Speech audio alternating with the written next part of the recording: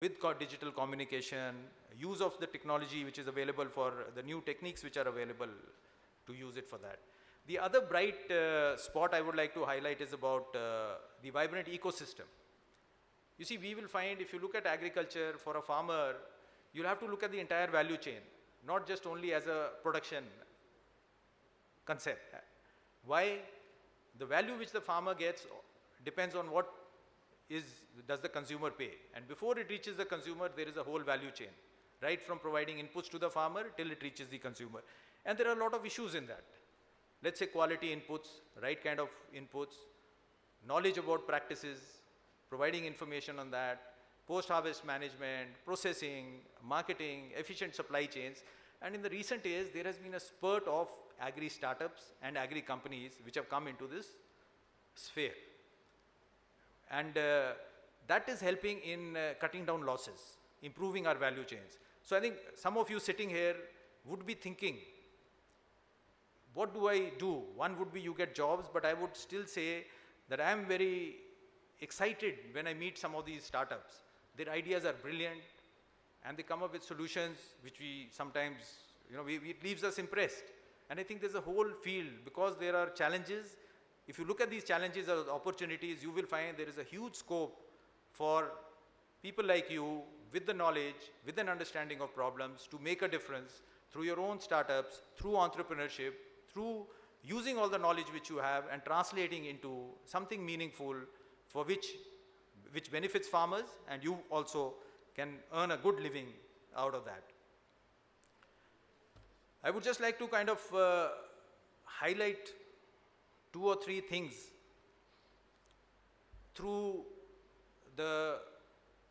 articulate about the policy framework which the Government of India has, because it tries to identify some of the problems and also the challenges and how do we cross them. And I will use them as, let's say, as something to hang the idea on which I would like to put across. So in the last decade, the agriculture has got priority by the Government of India. The ministry which I work in used to have a budget of 25,000 crores. In the last decade, it has jumped 5 times and it is about 1,25,000 crores. That is the priority given to the agriculture sector in the entire Union of India budget. A large number of new schemes have been introduced. So let me start with what we call the PM Kisan Yojana, the Pradhan Mantri Kisan Nidhi Yojana. This is a direct benefit transfer scheme, and as on date, about 3 lakh crore rupees have been transferred to about 11 crore farmers. It's a huge sum, 3 lakh crore, and today this program is one of the largest direct benefit transfer programs in the world, all technology oriented. So with the push of a button, which the Honorable Prime Minister does, he just released the 16th installment. Within a day, the money goes into the bank accounts of the farmers and with an SMS. Not only that, there are certain stipulations for the program. All that is also integrated in an online manner in the system, and then thereby the money reaches. The point I am making is that technology today allows you to implement programs and schemes for the Government of India in a very transparent manner, so that the entire benefit which is meant for the farmer is availed by him in very, very short time. You see, 6,000 rupees a year may not be such a large sum, some could say, but the fact is if you look at it, it provides a security net, you can make a small investments, and if you don't look at it in isolation, if you look at other similar schemes like there is an Ayushman card for health, which insures you to 5 lakh, up to 5 lakh.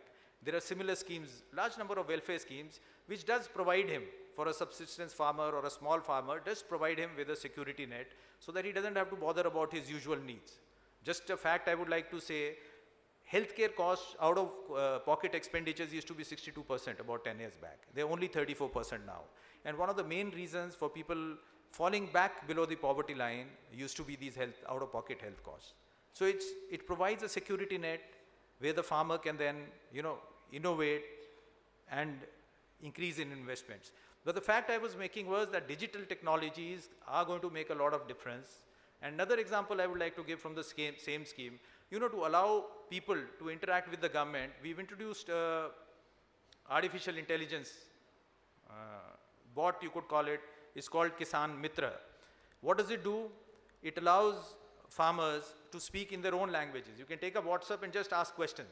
If I am a beneficiary or I have applied, I can just ask question in my own language using a WhatsApp or anything I would like to. So there's an interface where I can ask questions in my language, then it comes to us, and the AI part understands the intent of your question. The question is not structured. You can ask it in any manner. So the AI, artificial intelligence part, understands it as to what is the question, what is the intent you are asking, goes to the database or goes to all the details, information which are there, comes back and informs the farmer again in his own language. Why I am citing this example is because technologies like this can fundamentally alter the interface between citizens and government. As of now, I will tell you that we did an analysis. The Government of India Agriculture Department has 120 websites.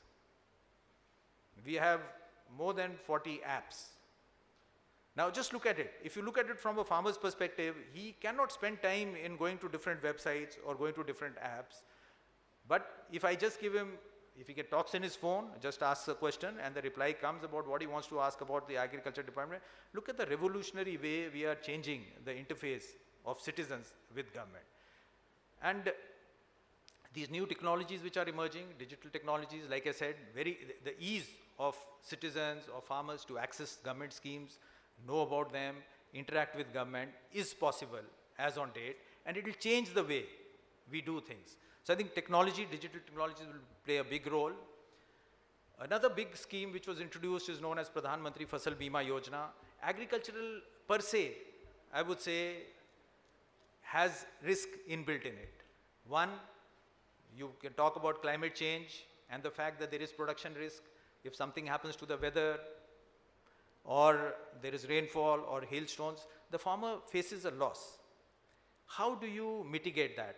This program is meant for that, where it covers production risks of the farmer. That is an area where a lot of opportunities lie. And in these 8 years, I think the farmers have contributed about 30,000 crores in terms of premium and have their claims settled about 1,50,000 crores. And why I am highlighting this is, I am highlighting this because all these areas affect agricultural activity, affect investment, and these are areas where, like risk mitigation, where a lot of opportunity lies. And similar to this, the Government of India announces procurement prices, MSP for 23 crops, and for the first time, pulses and oil seeds were produced. And why is that so? Agriculture commodity, unlike traditional commodities which we study in economic models, you see, a farmer may produce something, but if farmers produce it in excess, then the prices fall. It's something like, let's say, it's very unlike the manufacturing sector. If I am producing a vehicle, I know, let's say I'm producing a tractor, I know it's going to sell for, let's say, 6 lakhs, 7 lakhs, maybe 10 or 20,000 I'll give a discount. But it's not like you start producing a tractor and then you find the tractor is selling for 2 lakhs. That's a problem. And this does happen in the agriculture sector, and therefore this price mitigation, how do you mitigate that risk? That is there, and that's why this policy of procurement, MSP and others. But I'm saying these are fields and areas which can be worked on. There can be a lot of private sector this thing. I've seen people giving micro insurance, weather-based insurance products and things like that. But that's one area where one can work. Climate change is complicating it. For example, last year in northern India, we had a heat wave in March, and the wheat, when the grain filling starts, that was the time that it stuck, and there was a lot of shriveling of grain and a loss in terms of this thing. But thanks to our research network, the ICR, the State Agricultural University, there has been a focus on climate resilient varieties. And right now in Punjab, Haryana and other states, more than 70% of the area is covered with heat tolerant varieties. So that's the impact. I mean, these are challenges which are being faced by the universities. They're coming out with products, and I'm sure all of you would be contributing to it. Another program is the 10,000 farmers producers organizations. We also have more than 2,60,000 primary agricultural cooperative societies. And I'm linking it with the fact that we have a substantial majority, 86% of our farmers who are small and marginal farmers. It's very difficult for them to get economies of scale. Can we make an institution for them at a local level which will help them which will provide them inputs, provide them economies of scale, can do aggregation, can do branding, can do marketing? If they can, it's a big service which we are doing for the agricultural sector. And this is also, it's a purely, should I put it, it's a business commercial activity. And there's a huge demand for people who can work in this sector, work with FPOs, work with cooperatives, and generate benefits for the farmer and the agricultural sector across the value chain. All of you know about the cooperative sector and the wonderful story of milk revolution in India. Can we bring a similar revolution? Can we have a similar structure or an analogous structure for the horticulture sector? Fruits and vegetables, we talk about their perishability. Can we do that? You've heard about the poultry sector and the wonderful sector which follows a model where a company gives, small broiler chicks to other farmers and take it back. It's a contract farming kind of something like that. But the fact is, it's a model which has worked, and you will find that the growth rate in both the dairy sector and the fishery sector is quite high. It's about 6 to 8%, which is what one would expect if you have to increase returns in this sector. Another program which was started is e-marketing, and it's very important. There are mandis across the country, and it's very important that the farmer, when he wants to sell his produce, knows about its quality and gets the best price for it. So the attempt is that only, to bring this knowledge to the farmer, connect buyers with sellers, and they get the best price to the farmer. Now, this is governed under state laws. Some states have opened it. They allow farm gate processes, but there's a lot to be done. And last time I was interacting with startups. There are a lot of startups in this area now. Ninja Cart is there, Dehat is there, Cropic is there, and they are answering this need. You'll be surprised to know that they have connected. They will put some aggregator in a village. They have an understanding of when, let us say, tomatoes would be harvested, and they link it up with consumer demand, and they're very efficient supply chains to ensure that there is no value loss in the supply chain. They link, and through very efficiently, storage, logistics are all built in. So what I'm saying is, there is a huge opportunity again in ensuring connecting the farmer to the consumer through efficient logistics, through efficient technology, digital means of matching demand and supply, and the value which is there, a profit goes to the company and a profit also goes to the farmer. That's one, again, area where a lot of startups have come and they are working in it. Another program which was started is called More Drop Per Crop. Tamil Nadu state is doing quite well in it. In India, 86% of our water is used in the agriculture sector, and the ratio is about 70% for other countries. The water use efficiency is around 1/3, 33%. In, let's say, developed countries, it's up to 55%. One way, and you would realize that water scarcity would increase over the years, and when we talk about sustainability, these are very core areas where we have to look into. Sustainability in terms of water, in terms of usage of fertilizers, in terms of soil. And because these have to be addressed, these are also huge opportunities where we can all work. So this example of water, the program essentially More Crop Per Drop, essentially is to bring about drip irrigation. We've also allowed automation. If you push fertilizers through drip irrigation, even the fertilizer efficiency goes from 33% to 90%. The point I'm making is, this is something, we have a potential of 70 million hectares under drip irrigation. We've achieved about 13 million. There's a huge potential in this. Bringing these kind of reforms to the farmers and taking it to the field and bringing about sustainability. So while we talk about production figures, we should also look at figures about per unit quantity of water, what's my production, am I degrading my soil? These are all factors which we would have to address. And as we said, as we move on, the next revolution in agriculture would be evergreen revolution, in the sense it has to be sustainable with productivity gains. And how do we get that is a challenge which has to be addressed by all of us collectively. There are other areas also associated with sustainability, things like voluntary carbon markets. The carbon markets, the global focus is on reducing carbon emissions.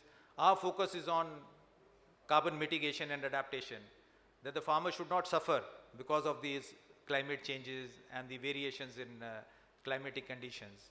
So how do we help him in adapting? How do we help him protect his returns?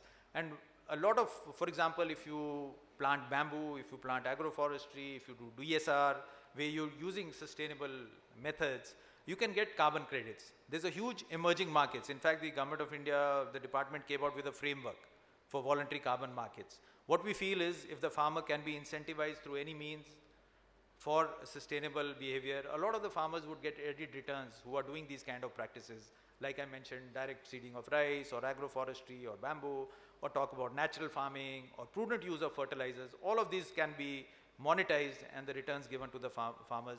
And it's a very nascent market which has a huge potential for growth. Another program, again, which was launched in 2016 was the Soil Health Card. And I'm just trying to, why I am narrating these programs is because I'm trying to link up the policy framework for addressing problems and challenges which I think have to be addressed collectively. And these challenges, like I said, are also opportunities. Also business opportunities, also entrepreneurial opportunities, which will bring benefit to the farmer and us collectively. So under Soil Health Card, nearly 20 crore cards have been distributed. The idea is that if the farmer, like we do health tests, it tells us what our blood levels is or what your blood pressure is. Similarly, soil, as you are all aware, is both, it's not inert, it's a biological thing, it has living things in it. What is the health of the soil? And if this is the condition, what crops I can grow, what micronutrient deficiencies are there, what is the level of my organic carbon, how much fertilizers should I put, all this if we can give, it can become much more productive for the farmer. But there are challenges here. You see, first is giving the information to the farmer, making him understand it, and second, to bring about his change. All I can say is, since a farmer's livelihood depends on agriculture, I am sure he would be interested in anything good we tell us which will improve his returns. So it's a very good thing for us. You know, sometimes we have to convince people that you have to do this, but his incentives are aligned with our objectives, which I'm saying is a big plus for us.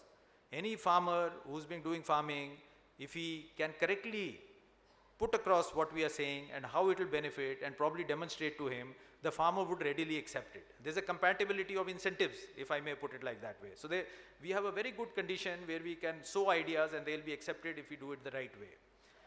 And I am told that the students during their program visit villages, stay there for a long period of time under the rural agriculture work experience programs. So I am sure when you would have stayed there, you would have interacted with the farmers. I don't know how many of you would have seen the programs I am talking about, or the soil health program. But what I would request the Vice Chancellor is that there is also a need for linking up what we teach in the universities with what the farmer, you know, how the farmer perceives it. What are the big major government programs which we are trying to make a difference? What are the findings which we have got out of the universities? Are they reaching the farmer? And if so, how is he accepting it? I think that's a very important area where a lot of difference can be made by students while they are studying. I am told that there are more than 30,000 agricultural graduates in the country every year. And we have 6.5 lakh villages.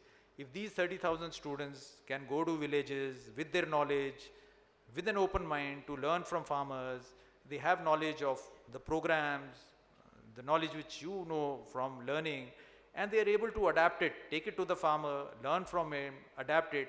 I am sure the rate of transmission of knowledge which we have at present will substantially increase. That's a very important area where it's important to, you know, bring the theory and the experience and the practice and the acceptance by farmers very close. And I think that program is, if it's strengthened, modified in the same way, it will help our students become ambassadors of change in our rural villages while they are studying and as they go and meet out to the farmers. You know, they are in a very unique position to bring about first world solutions to our problems. And that is what the expectation is. I would also like to, emphasize, today India as a country plays a much larger role, a very big role on the global stage. And India is a leading country in what we call the South-South cooperation. And during the G20, when I had the opportunity to interact with the ministers of agriculture and head of states of a lot of countries from Africa, they look forward to India. They were saying, please, you have the systems, you have public research systems, you have good extension systems, you have knowledge, you use technology, you come and help us. What I want to say is that when you are outlining your dreams of wanting to go across, there will be opportunities not only in India but globally. I think India can play a very big role across the world, and I think people like you would be very much valued for the knowledge you have and the expertise you have, and the fact that you've got experience in this country which has so many agroclimatic zones, which grows everything. And the problems you have are very similar to the problems which a lot of countries, especially African countries, would have in relation to agriculture. And that's a big opportunity for us, and would happen in the future. If not now, it will happen in the future. And I think you should also keep that, factor it in while you are working ahead. Another program is what we call as Agriculture Infrastructure Fund. Now, why was this built? This was built, it will incentivize entrepreneurs to get interest at very low rates, to get loans. So we pegged it at 9%, you get a subvention of 3%, so you can get it up to 6%. You don't have to give a collateral because the government has a guarantee fund. And we've tried, again, using technology to make it very simple. And in fact, in these last 3 or 4 years, about 40,000 crores of loans have been taken under this program, and another 20,000 has been contributed by investors themselves. So nearly 60,000 crores of investment has been generated by entrepreneurs, self-help groups, FPOs, because there is a need to bring in investment in the entire post-harvest management of this area. Like I said, there's a need to focus now not only on production technologies, but the entire value chain, starting from after it's harvested to the end. There's a lot of potential because the losses are there. The more losses we cut down, that value you create by cutting down of losses would benefit the farmer, would benefit you if you kind of go in that. So that's another area. I'll take time to just talk about one more scheme, which is the oil palm mission. You see, if we talk about self-sufficiency, we have a very good story for cereals, let's say even other crops, except in the field of oil seeds and to some extent pulses. In pulses, we have been able to bring down our import dependency from 30% of our requirements to 10%, and we hope to kind of bring it down to 0 in the coming years. We're investing a lot, again, a lot of typical problems. For example, if you talk about arhar, we're looking for shorter duration varieties. We are trying to build in more resistance to diseases due to biotic stresses and things like very typical research problems, and we hope to do it. We're working with all the organizations and bring it to the field. Oil seeds is a major problem in the agriculture sector. Even though we are a net exporter, bulk of our imports are edible oils. We require about 25 million tons. We import about 13 million tons, out of which 7 million tons is just palm oil from Malaysia and Indonesia. If you analyze our requirements, if we need to produce this much, our per hectare edible oil production, I am talking about edible oil, not seeds, oil seeds, is around, for let's say mustard and other things combined, is around 400 kgs per hectare. Oil palm, on the other hand, can give you about 4 tons of edible oil per hectare. So if you talk about 12-13 million, you will find that you would require 30 million hectares of land, which is we can't get that much of land. We just don't have that land, even if we try to divert. So that's why the focus is on oil palm. We've mapped it up across the country. Hopefully, even if you do 2 million, you can produce 10 million tons of palm oil. But the other issues, what I want is that these are national priorities, and that's my request to universities, that we also, the gains we have made in terms of cereals like wheat and rice, if you see the yield increases from let's say 60s to now, there'll be 300%, 350, 400%. Whereas in terms of oil seeds and pulses, it's very, very less. In some cases, it is less than 100%.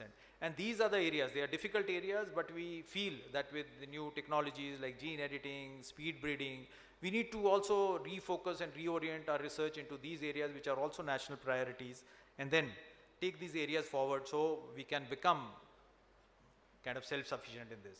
The other area where we have a huge import dependency, all of you know, is fuels. And the government of India has started a policy where we are using ethanol blended fuels. I'm sure all of you would be knowing about it. We've achieved 12% ethanol blending, and this year we have a target of 15% ethanol blending. A lot of it would come out of sugarcane, the byproducts, the B heavy and the C heavy molasses, and also maize. So you would find that there's a huge incentivization for farmers. Because of the demand, the prices would increase, and maize, I'm very happy to state that Tamil Nadu in fact has one of the highest productivity in maize, and I'm sure the university must have played a very big role in that. But the fact that farmers can also look at avail of this benefit of growing crops for fuel.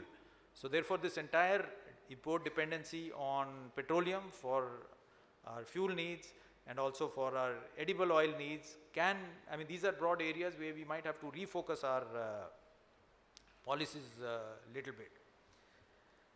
I would also just take a little bit of time in mentioning to you the broad challenges around which we are reorienting our policies. Our policies essentially were finalized in an era of shortage of food and for achieving food sufficiency. And our institutions, our policies, and our technology and our extension was geared towards it. You get high variety seeds and push it down. So that's what the extension, this thing. But now we will have to work in a more decentralized manner. We have to recognize that farmers are scientists, and the fact that there is a lot of peer-to-peer learning happening. Can we have systems to ingrain that knowledge into our system of generating knowledge, validate it at a decentralized level, and make it available to a large number of farmers? In fact, technology would allow you to do that. But that's what I'm saying is broad base our generation of knowledge in the universities. Also understand that the farmer also has a lot of knowledge. He's a professor of practice, if I can call him that. How do we get that knowledge? It's difficult. You don't have those control and treatment groups and you can change one variable and get results. It's much more decentralized, and getting it, validating it would be a challenge, but can be done. But I think that's one area where we need to move. Second is the challenge would be building up climate resilience.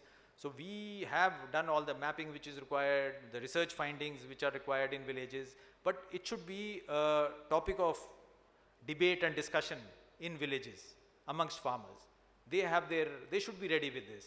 We can provide, we have a large number of schemes which need to be converged, but it's important to take it down. And I think universities and students, like I said, during the Raves period and all, and this is one thing which should be brought in the syllabus, and when they go to the villages, bring it to these farmers, have very simple templates where farmer can discuss, and I'm sure some of the solutions they themselves could provide, and the other schemes we will have to reorient so that they can converge and provide this thing. New technology changes are coming in. Our fertilizer subsidies are very high. So products like nano urea, nano DAP, which the Vice Chancellor also mentioned, the university is working on. They've set up drone training facilities here, and a new program has been started for that, where women would be empowered to offer custom hiring drone services for pesticide spraying and nano fertilizer spray to begin with. And it has shown very good results. For example, in sugarcane and all, spraying through drones has helped a lot. One more aspect which I would like to highlight is about, you see, we talk about other countries, we talk about the Israeli example in precision agriculture, we talk about, let's say, floriculture or horticulture, again, some European countries. So my experience with them has been that there is still a challenge still remains. Why we implant these technologies from outside, there is a need to make them less expensive and probably indigenize them. Some of these technologies, when you put them on the field, are slightly expensive, not very viable. I think there's a lot of research, while the ideas are very good, to make them, take them to the farmer, make them adopt them, increase their yields, increase their incomes, because they work. They work on good principles, there is a science behind it, and they increase the farmer's yield. But this aspect of indigenizing it would require a lot of local research and solid feedback from the farmer, developing local material so that the price can come down and the farmer actually uses it and gets the returns which he wants. You would have also heard about something known as digital public infrastructure. If not digital public infrastructure, I am sure all of you carry, make payments even when you go for chai or auto rickshaw, or you buy vegetables. If you do, you can make payment of any amount very easily through your mobile phone. All of you are aware of that. I think because it's so easy, you may not be thinking too much about it, but if you go abroad, you would find that behind this is one of the finest financial digital infrastructure in the world. In fact, you go to the most advanced countries, you will not be able to do this. What makes it so easy is something known as a digital public infrastructure, and a component of that is a universal payment interface, a UPI. Which means you lay down certain standards, lay down certain protocols when you create digital public infrastructure, and slowly everybody can come to that because everybody knows that standard and innovate. And the innovation happens in an ecosystem, and then you suddenly have exponential growth. Today you will have record usage of UPI in India, and we are exporting it globally. A similar kind of a concept, we are bringing it in agriculture. What we call as a digital public infrastructure in agriculture. I want you to look at it as, when you talk about factors of production in growth, you talk about land, labor, capital. Digital public infrastructure is, you can call it a fourth factor of production. It's something which will bring in efficiency and innovation across everything else. And this is something which is being rolled out and will offer immense opportunities. Along with this, in agriculture, what we are doing across the country is identify the farmer, the land he has, and the crop he has grown, which we can make available on basis of consent, and also making national data pipelines. Pipelines, for example, the Vice Chancellor was talking about advisories. Pipelines on the network stations of rain gauges or weather stations across the country. We have lots of them, but in different places. We will standardize them, make that information available in panchayats. We have satellite information available. We're trying to make it available at a panchayat level. It can be used by people outside the government, states. Why I am saying all these things is that this can be used by let's say agri-entrepreneurs to provide advisories, to provide services to farmers, in fact build up their capability. So they will not have to invest in this, getting this information, which we can call it as public good. Another similar example I would say is that we point out that because of pest damage, there is so much of losses. You have thrips in chilies and sudden losses everywhere. And today's technology allows you to actually get to know presence of pests beyond an economic threshold in time and take action. So putting those surveillance mechanisms, using AI-based systems to identify which pest it is, which crop it is, and some information is available at the farmer's level, the others can be linked back. All you have to do is a lot of using AI, machine learning, make it good enough. Using something like what Google Lens does, but in a very focused way. So I'm just citing these examples because for your generation, these would be exciting, and I feel that a dramatic change would come because of these technologies, because things can be done in a better way, in a way where ecosystem can all contribute, in a way where we can increase the value and increase returns for the farmer, and it offers immense possibilities for this. Another example I would just like to highlight is when I was talking about digital extension. We had a traditional extension system, but now the farmers themselves can access, and therefore we are putting everything in something known as Vistar, which is again a digital public infrastructure or digital public good, which will enable the farmer to access either through speaking, whatever small videos or literature is available, and also bring innovations of farmer on that, so they can learn by peer-to-peer mentoring. These are just systems which are coming up, we'll be rolling them out in 3 or 4 months, but like I'm saying, it's a very exciting future. There is a need for working on agriculture, because if we talk about our nation becoming a developed nation in the next 2 decades, recording 8% growth, we have to focus on agriculture. We have to create demand. We have to increase incomes. And that's a big opportunity for all of you. And like I said, we need not restrict ourselves to India. We can share with the world, and especially a lot of countries where India can contribute meaningfully to their economies, and there's a huge opportunity which is existing there. Secondly, the changed environment with available technologies and other things can give us a leg up, can help us reorient it, look at things not in an incremental manner, but look at things so that we can change it in a very, very transformational manner. And that can happen and is possible, which we will do it. So I think that is something which I am sure I would want you to think about, all this as you go out, as you step out of the universities, take up your careers.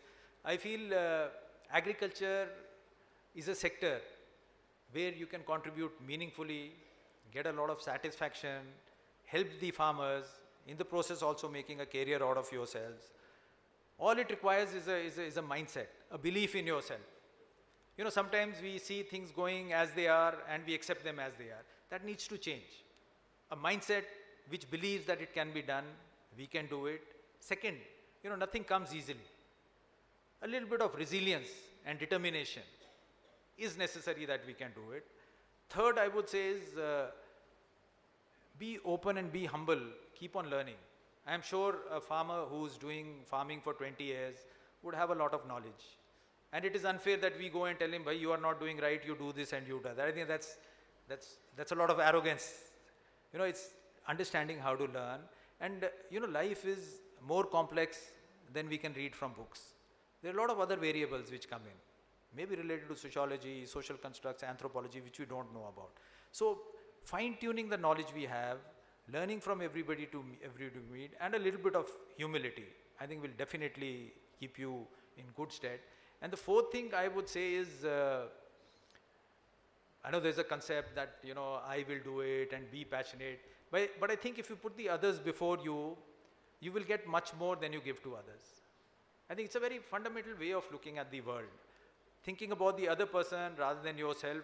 In the process that you're doing something for the other person, believe me, you will get much more in return than what you have aspired at. And that would help you in living a very meaningful, successful life and contributing to the nation. So at the end, I would like to extend my heartiest congratulations to all the graduating students, the award winners, for receiving their well-deserved degrees and awards. I would like to congratulate the teachers who had put in their best to impart the knowledge to you. And I'm sure the knowledge that you have gained would hold you in good stead and help you face the challenges that lie ahead in your life.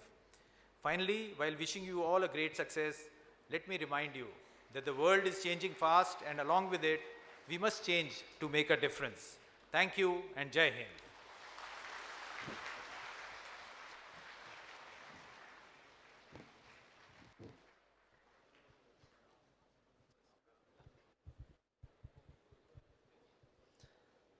I invite the Vice Chancellor to declare the institution of new endowments.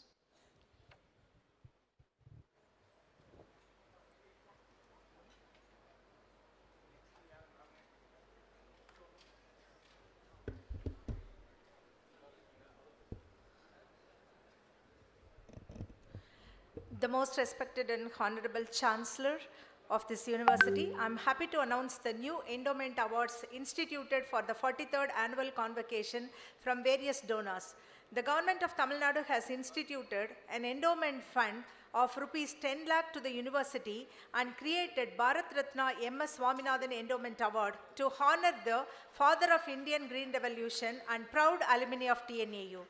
The Bharat Ratna Dr. M.S. Swaminathan Endowment Award was established by the government of Tamil Nadu, and the award includes a cash prize of rupees 50,000 along with an award certificate and a gold medal. The student who receives the highest mark in plant breeding and genetics subject in BSc Horns Agriculture will receive this endowment award. The EID Parry Company in Chennai established TNAU Golden Jubilee EID Parry Award, which grants a sum of rupees 5 lakh rupees to the university. The interest accrued from this amount will be awarded as a medal to the best PhD thesis in nanoscience and technology. The old students of Department of Plant Pathology in TNAU has sponsored 5 lakh rupees and created Dr. R. Swamiappan Award for the best PhD thesis work in molecular plant pathology. Mr. Kandasamy Devasundaram from Chennai has sponsored rupees 8 lakhs for instituting an award in the name of Thiruttani Kandasamy Devasundaram Award, which is intended for the best student from MSc Agriculture in Agronomy. Sir, from this convocation onwards, the institution of new endowments or awards in TNAU will be accepted only with a minimum amount of rupees 5 lakh with an award period of 5 years. Thank you very much, sir.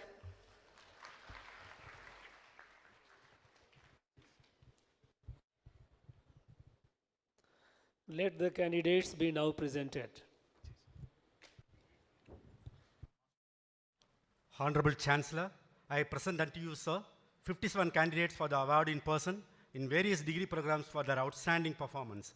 PhD program, Saptagiri, former Registrar Dr. P. Subbayan Award.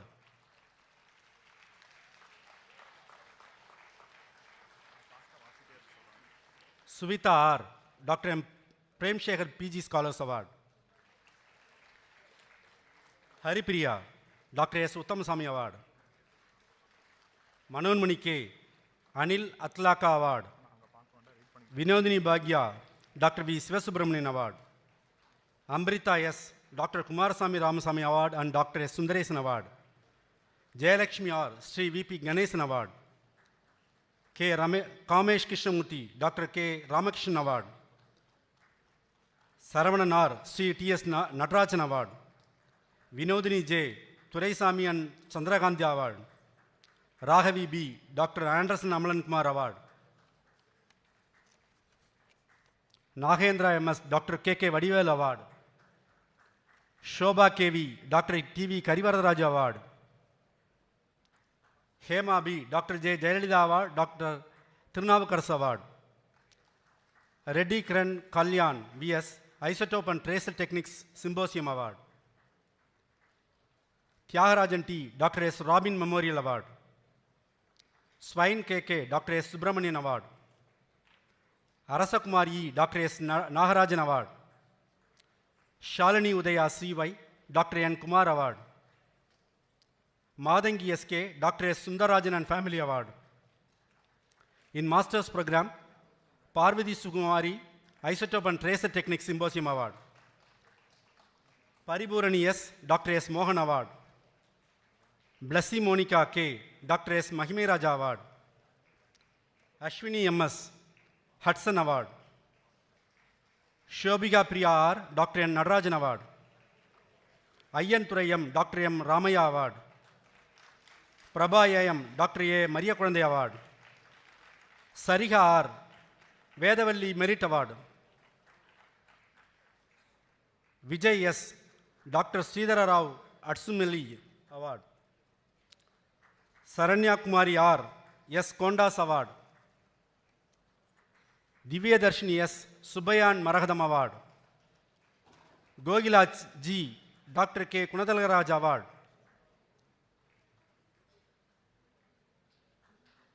In undergraduate program, Shivani K.I. Dr. H. Philip Award. Subhash Karthik S.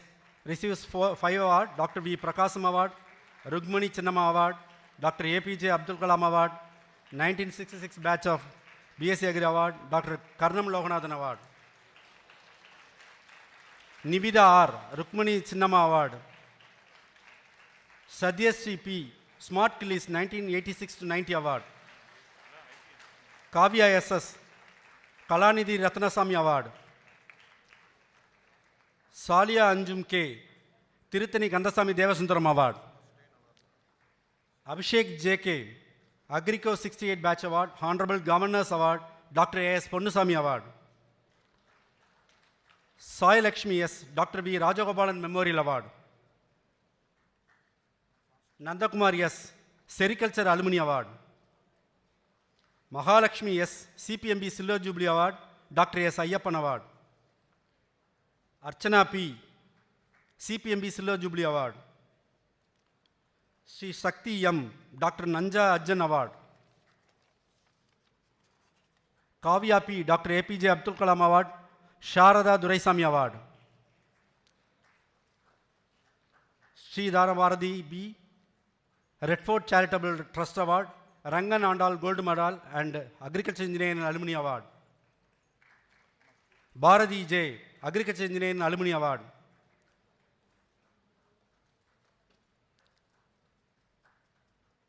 Shreya Prakash, Agriculture Engineering Alumni Award. Ratna V. receives 5 awards: Leela Kondas Award, V. Venkatram Memorial Award, Dr. Varas Vinayaraj Memorial Award, Anvardin Award and RD Agro Imports Award. Dhanushri VM Syndicate Bank Award, Shanmugha Priya M. K. Ayyappan and Sons Award and Gopalsamy Rajamal Award. Thank you.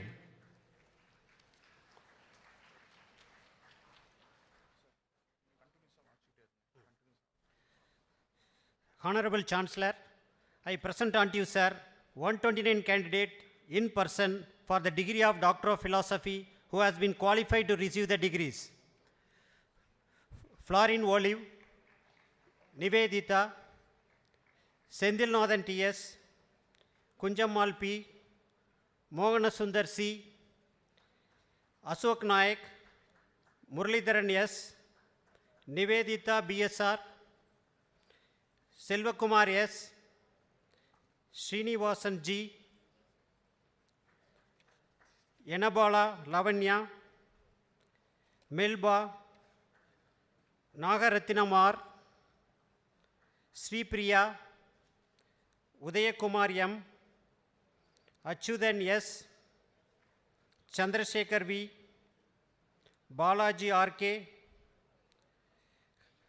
Konda Kishore Reddy, Jayabal T.D., Rashisha P.S., Saranya M., Saravana Kumar P., Tamil Chelvan R., Rakesh S.S., Suganti R., Anju Abraham, Ilakya S., Ganapati Ramu, Kanimuli R., Prasant A., Kannath K.R., Kuralarasan B., Manju Devi S., Muhammad Akram, Mudalvan S., Frisa Sli, Rahul S., Sandhya V., Satya P., Vanita Sri G., Vinod,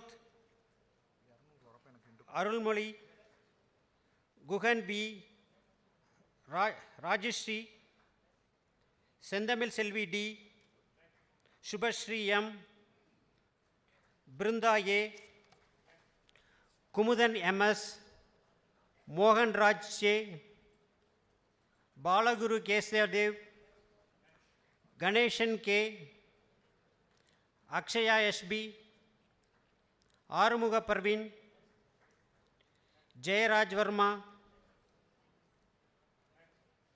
Praveen,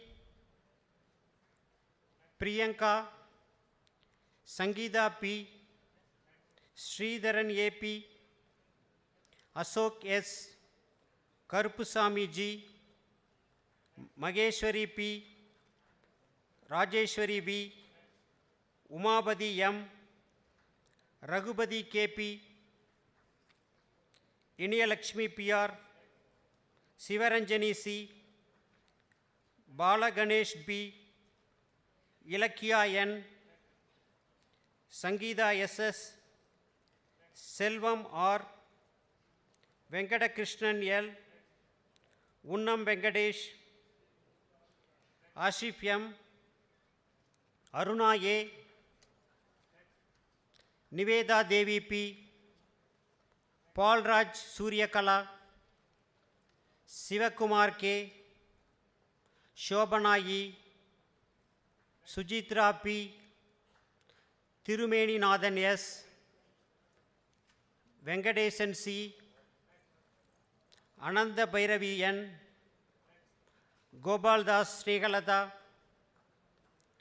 Karthik K.S., Manoramya T, Nazia Begum S, Sandeep Kumar Jalpadi, Shankar C, Selvaraj Susmita, Vijayalakshmi S.H., Rajeshwaran M, Tirtha Prasad, Brinda Devi S, Divya M, Kalaivanan R, Rajashekar G, Shobhan Babu, Yuvarani R, Raghunath R, Ramamurthy P, Sabarishwari B, Mithila Sri M, Ranjit Kumar S, Sarada M, Annasamy K, Ratnapriya R,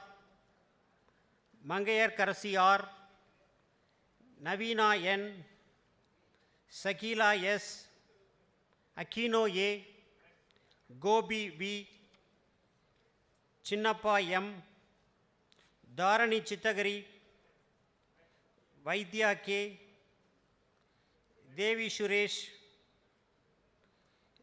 Makato Pani, Sobarwal, Karpusamy Vikram, Nitya K, Hari Prasad, Ramachandran S, Johnny Giles, Korla Harsavardhan, Jayalalita, Thirukumar S, Vasanta T.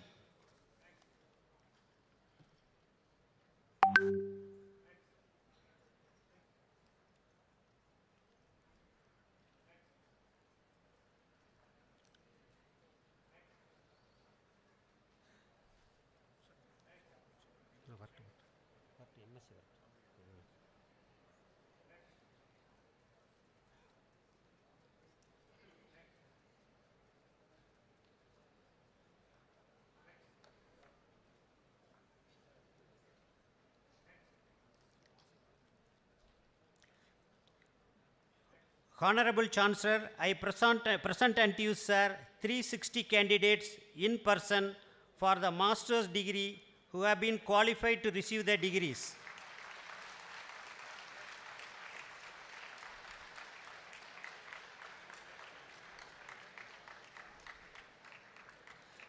Ajit Kumar M, Ajit Kumar S, Arpita H.C., Blessy Thambi, Maunika, Divya S.,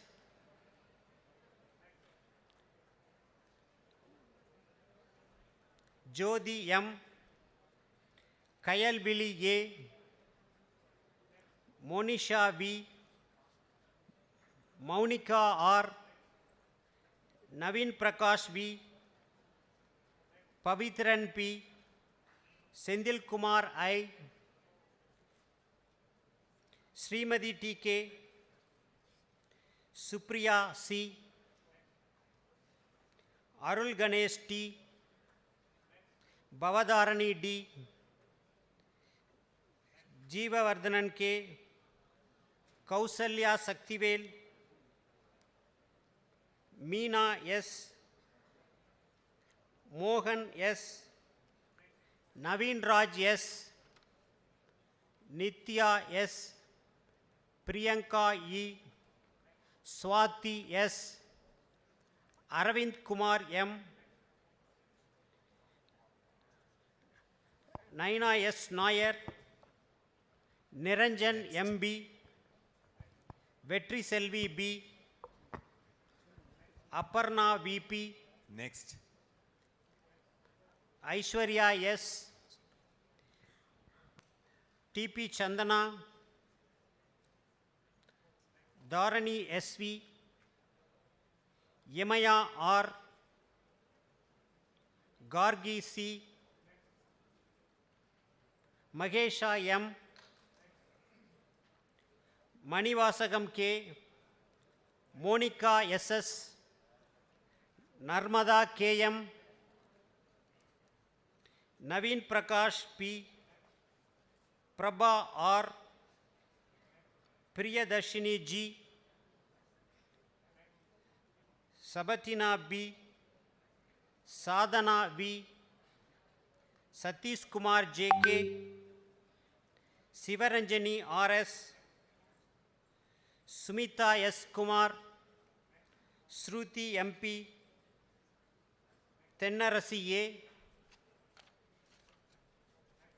Vijayakumari N, Aarti P, Anushya M, Jayarani Haripriya, Kavya S, Naveen Kumar A, Porkavi BM, Ravina R, Rizam R, Shabarish K, Sabida Devi R, Siva Sankaran G, Amuda Kumari, VVSS Anusha, Deena Dayalan S, Jayasudha J, Karthikeyan V, Srihar, Magesh Narayanan SP, Merlin FL, Monica A, Muthulakshmi M, Navina D, Srinidhi S, Almas Fatima M, Anantu Rajagopal, Damodaran P, Jayalakshmi R, Kanimoli S, Karunya N, Madhuri, Nandita RS, Revant T, Richika R, Sandhya V, Shruti SR, Surya Krishna S, Tamili K, Ashok Kumar P, Gayatri P, Janarth S, Pandya Kumar D, Satapadi M, Suganeshwaran K, Tamil Monica R, Priyanka P, Pugalendi K, Senbagavalli G,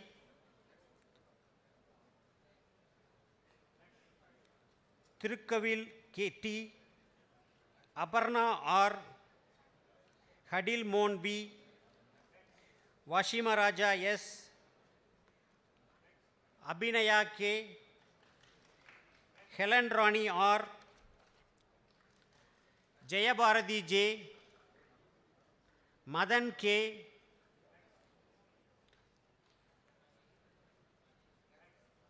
Tenaruvi D,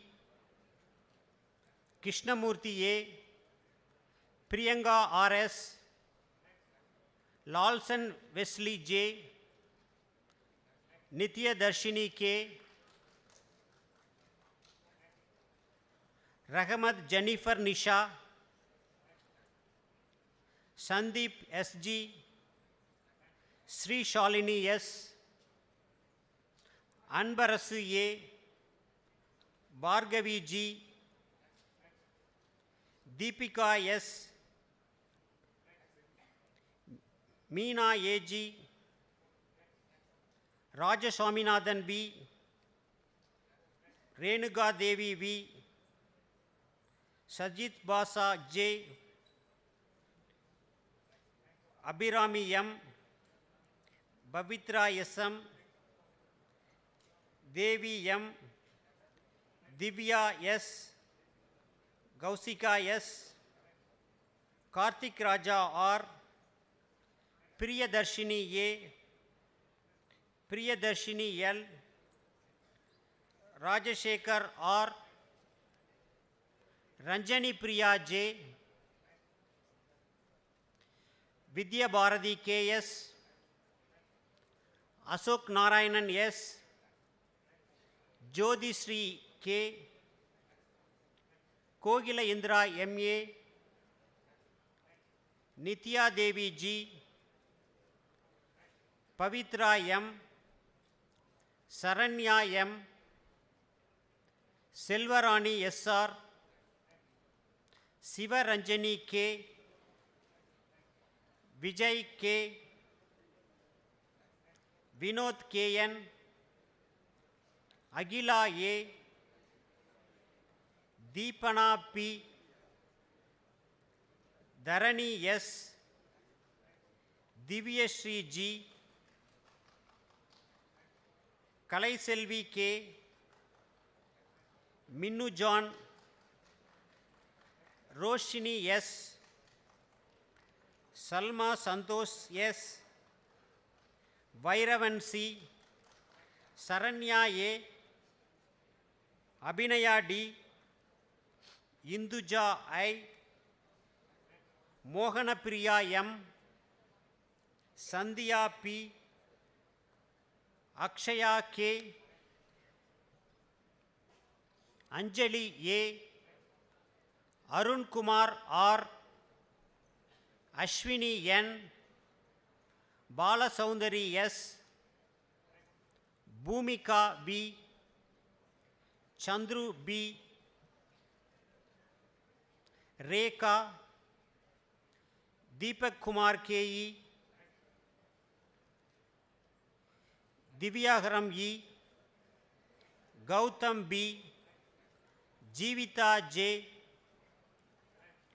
Kavyashree A.S., Kausalya V., Logita Vanati S., Manjula S., Mohana K., Mohanapriya K.P., Nandini C., Parameswari S., Parthiban K., Priyadarshini M., Rosina Kamali V.M., Sahana R., Seguragava, Sobika R., Shokila C., Sivaselvam D., Soumya S., Stuart Anton A., Surender S., Surya G., Velumani P., Yamuna J., Yashika K., Zanita Pratima B., Deepika R.,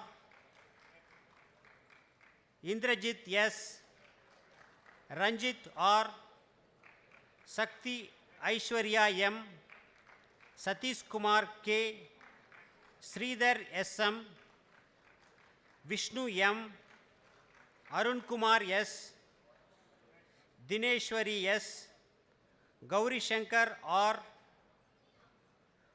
Monish Raj R.,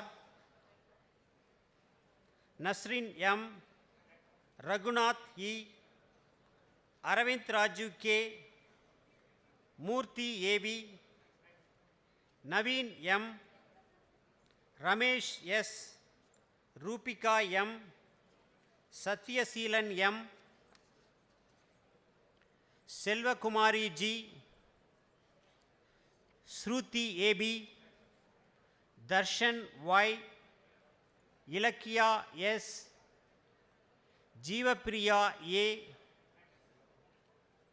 Jagan D., Kavita R., Kausalya G., Parvin C., Sangavi M., Vinoda T., Monica S., Venkata Nirosh, Pushpayalini V., Sneha T., Yalini P., Anita P., Asha Priyanka S., Bhupalan T., Megharaj Begum M., Parvadapriya S., Vijayapriya P., Deivam M., Rahila R, Sindhu S, Arun KP, Ilambarudi R, Kirtana D, Sindhu S, Dinagaran M, Kalaiselvan G, Karthikeyan B, Sharmila S, Damodaran P, Kritika K, Raghuramakrishnan M, Thirumal P, Indumadi C, Mohanapriya K.S., Sridhar R, Anu Shobika S, Haran MSR, Mahirdanan R.A., Nagulanathan M, Surya S, Divya N, Narayanan M, Parthasarathi G, Venkatesan R, Arulsiya A, Bhubadi P, Kanmani S, Pavitra R, Rahul S, Santoshini E, Vasugi E, Abdul Rahman R, Glory K.S., Dayana K, Karihalan N, Kirtana P, Mirdula C R.C., Palani R, Udaya A, Anandi S, Gogula Krishnan M, Gogula Priya G, Lakshisha Naveen A, Priyanka M, Tandra Ragesh, Aarti M, Raisa Christina G, Rajashekar R, Sumaya Sultana J, Gunavadi P, Monisha N, Ramya C, Valarmadi S, Vishnupriya D, Mirulanini SP, Ramya A, Sadhu Prabhakaran D, Vijay M, Reddy Prasanna, Karthika T, Kavya SS, Kishore Kumar K, Kuppusamy D, Mithila Ba, Tripura Sundari S, Gogila Priya M, Harilal Naik TS, Ijaz M, Jagan KP, Kavin Prasant R,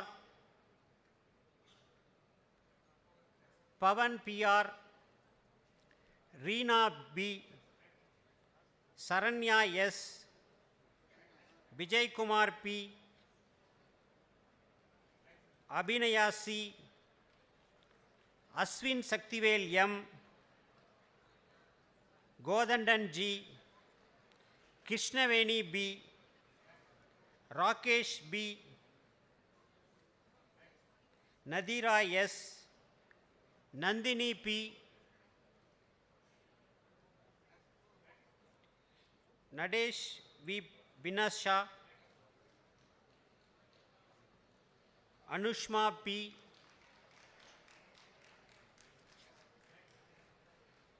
Bharati S, Ilavarasan K, Gogul Priya P, Jeevita J, Kirtana P, Kausalya R,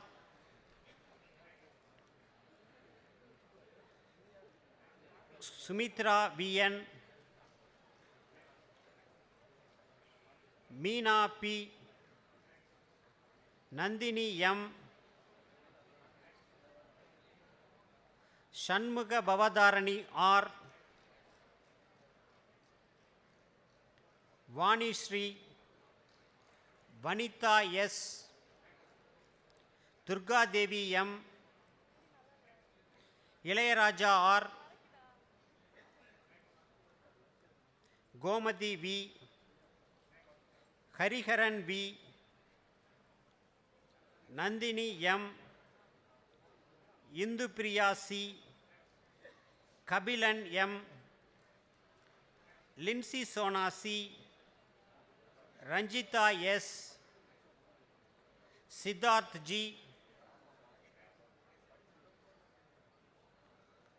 Ahalya C. Astina Joyce A. Sahana S. Santosh Kumar S. Satyamurthy V. Venkateshwari T. Vinas Jamali P. Kavan Kumar V. Aravind P. Swatika M. Kadirvel L. Ponnu Chakkamal P. Vanitha S. Bobby Kallur. Madhivanan M. Mohan Raj K.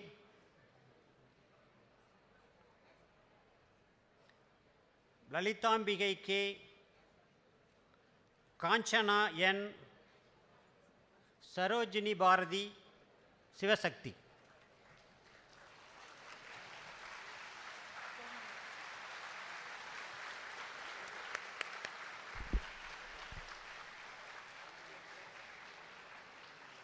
Honorable Chancellor, I present unto you, sir, the candidates who are receiving